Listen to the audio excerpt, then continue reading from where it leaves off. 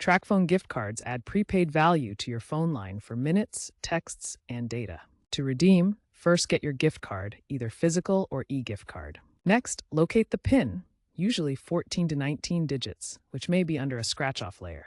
Log into your Tracfone account on the Tracfone website or through the Tracfone app. Navigate to add airtime or gift cards. Enter the PIN. If you have multiple lines, select the correct phone number. Confirm the redemption. The value should be applied instantly. E-gift cards often have auto-filled PINs via a link for easier redemption. Sometimes your balance might not update immediately due to server processing delays. If this happens, wait 10 to 60 minutes. To troubleshoot, check your balance again through the app or restart your phone. You can also contact Tracfone support at 1-800-867-7183 if needed. Avoid re-entering the PIN, as it might cause issues.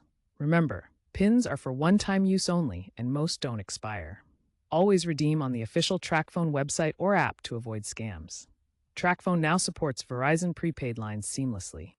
If delays become a common occurrence, consider enabling push notifications.